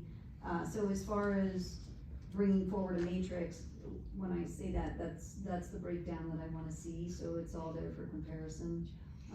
So that we're not hunting and pecking, and so some of this may have to come from the actual discussion that came on this evening, not actually what was in writing in each one of these, because some of them don't have that information, but it was spoken, what it was gonna be Francine, do tonight. you feel comfortable preparing the matrix that Lisa's requesting? I do. Okay. So, yes, you know, I do see the potential for abuse, as one of the public came up and spoke about, a learning curve. And I know we discussed, a policy regarding public records request and trying to help staff with the timing of that. I know in the past, there's been some question of, council use of, lots of attorney time. Perhaps we should be looking at an internal policy. I know that that's tough to cover because everybody has their own legal concerns, but. You mean like like we did number of Right. hours for public records requests, no more than X amount of hours? I don't know that we have anybody that's having regular hours with the attorneys. Well, I think she's saying to try to prevent in the future, Yeah, to not try to just for prevent what in we the have here future. today. Yeah, Right. I think that's a great idea. I mean, without council approval, right? Or it's something that affects all of us, as a council and direct that, but I do Right, but see. asking X, Y, or Z to talk to them. Right, and with the one proposal that's offering a 90-day window to establish a threshold of spending, I would hate to see that artificially, driven up in the first 90 days to just approve. Because of the learning, but also because of the learning curve too. The potential is there for that, Potentially, so. potentially there's established if there really is, but there probably is in our town, particularly a pretty steep learning curve. Yeah, the rate could be established at something that's actually really Artificial. outside of Correct. what our actual monthly use is. But I think, the one proposal here tonight with the least amount of information, what was stated is the highest number that's actually been given to us tonight. The other two firms said we work within the budget, so, that I think would be great in the matrix, and those are the numbers that I would like to see, so that we're all on the same page when we come back for the decision making, Okay. so, thank you. Anybody else have anything they want to comment on, Paul? Yeah, I don't know exactly how steep it is, really. I mean, it's not like we have a tax attorney firm sitting in front of us trying to do business with us. Every firm that's in front of us, all three of them, have dealt with or been in a municipal environment before. I mean, yeah, we're a little different because we're stuck in ag and we're, 3 square miles versus some counties are, like Palm Beach County is almost 3,000 square miles, So, I mean, I think it's more, the learning curve is kind of getting used to where we are and where we're going. Not so much as, I think it's pretty straightforward that we want to maintain what we want to maintain, and the staff knows that we want to stay, 1 per 5, et cetera, establish this. So I don't know that the learning curve is that steep that we would see a spike in the first 90 days. Really, I think if they're worth what they say they are, we ought to be able to hit the ground running. There's gonna be some stuff that's gotta be learned, but I think it can be learned on the fly. They're all professionals And they all speak very highly of each other. Yeah, absolutely. And I thank you for your patience They do. because, Every one of you spoke we very kinda said highly we were of the gonna do others, this by the which is really 5th, nice. so. Swim in the same pool. Yeah, it's very nice. Todd, you have a question? Yeah, so we didn't really discuss the in-house counsel too much here tonight. I've got somebody that I highly respect that's in this industry, and that person actually knew Jeff, which kind of surprised me, and he recommended that we try the in-house counsel. And as for the other two firms, he spoke very highly of them. Weiss Serota, he recommended above the other one, only slightly, but he had nothing but good things to say about all of these people here, and this is somebody that's in the industry. So that's good to know. Weiss Serota, their dollar amount is drastically higher than the other two firms. However, and Nason Yeager, their paralegal costs was quite a bit less also, compared to the other two. That could be in the matrix, and then some of these had additional costs that were included, some were not included, Right. and that's why I think breaking it down, so we're not guessing who's got what here. And my understanding was there's gonna be one contract brought back to us, so when you talk about the hourly rate or how it's broken down as a quarter hour or 2/10 of an hour, my understanding was that the contract would come back, I'm guessing with 2/10 of an hour, and the other firms would have to say, yes, we'll take that or not. Or are you saying that's gonna be different for each one that comes back? I thought it was gonna be one. I believe what I Each one. understood Glenn to say is that it's gonna be a fill in the blank, a basic services contract. What you're doing is, this is what I understood, correct me if I'm wrong, anybody, but what I understood Glenn to say was that it's a basic professional services contract with a lot of blanks to fill in that will be filled in that night. So yes, this will be your standard professional services agreement, similar to the agreement that we signed as town attorney. I will fill in the blanks based on their proposal, so however much per hour that each one. Only this one has a suggested. term. And can we all agree just to give one less blank to fill in that Mr. Kurtz's idea of having it end in January of 2027 is a good idea based on budgeting and year end and elections and everything, so that's one less blank, like he can put that in there firmly? Can we agree with that? You like that idea? You like that idea? You okay? Okay, so the one less blank that you have to put in Glenn, is that the term is to January of 2027. Okay? It's more than a year. Thank you. Well, it's a year and some It's a months, year, I mean, some it's, months, but to have it not be during the, And It's I during the assume, balance. from there on forward, it would be a 12-month. and from there on forward, a 12-month renewal, yeah. like we spoke about. So one of the advantages with going with a big law firm is, and I saw it before when I was on here, that Cirillo would write a memo for another municipality. That other municipality paid him to live local act, let's say. They would do the research, they would spend all the money, let's say the town of Weston, and we would get a copy of that. So we basically got something for free. off of Cooperative Weston. spending. Right. So, I mean, that's one of the advantages with going with a big firm, as opposed to going with just Jeff, right? Because then we're paying Jeff to come up with that. So that is an advantage of going with a big firm. And then at the other side, on a big firm, they have 75 attorneys. Are we just like another Walmart shopper, you know, where we don't get that personalized service that we get with having somebody like with Jeff? So that's something that we've got to figure out. What do we want, right? Do we want that personalized service where basically we're the only client, or we are the only client, or we're one of hundreds of clients? So. But I thought each, oh, I'm sorry, Lisa. Go ahead.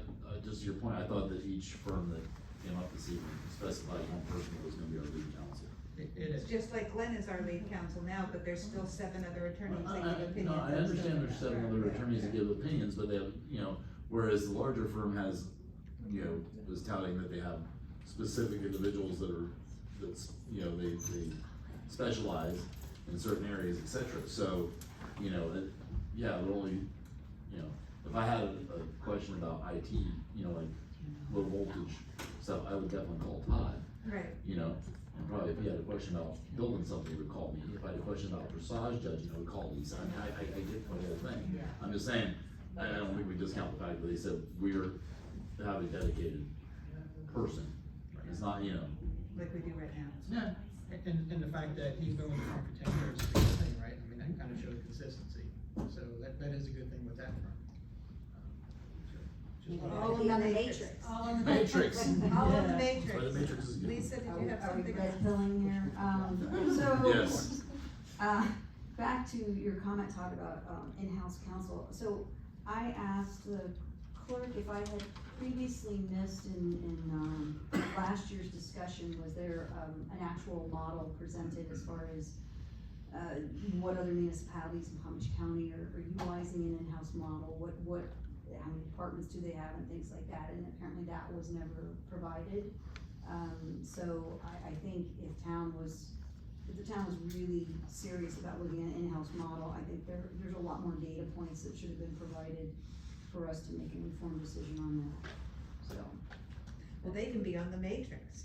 This is a whole other matrix. I think that for the in-house model, it's a matter of the budget. It's one of those kind of things that I think, is, I forget the right word for it, but essentially, you have to have an attorney, and you have to have a paralegal, and that's what that budget is in-house. The question is, how much do you get for having that person in-house? The other thing is that we had, in the previous conversations, discussed that generally, cities and communities of our size don't usually have an in-house attorney. I think South Palm Beach used to have their own attorney. I do think that some smaller organizations have in the past had their own attorney. can't recall. I am old, memory's fading, but, I don't think we If would we be able forgot to something. find, you know, a term that we've heard tonight, the apples and apples model. To look at a small in-house versus not in-house.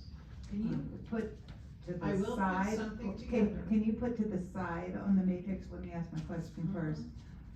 The total number of hours that we were billed by Torsidian Associates in, let's say, 2024, just so we have something Yeah. that, we have a number. I think we've agreed historically those were not accurate. Well, I think we need a number.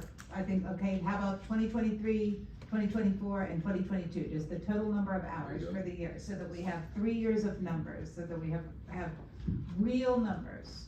Not what was budgeted, but what was billed hour-wise. Yeah, so I can tell you that. Well, I mean, just put it on the Yeah, sheet so we can look at I can it. certainly do it, but it is around, you know, a 1,500. The 1,500 is a pretty good It's a number. pretty good number. But the advertisement said our budget was 193,000. That's what these people were working off of in these replies. It's in the advertisement. I don't recall putting 193 in the advertisement, and if I did, it was clearly misstated. Well, it's in each one of these responses.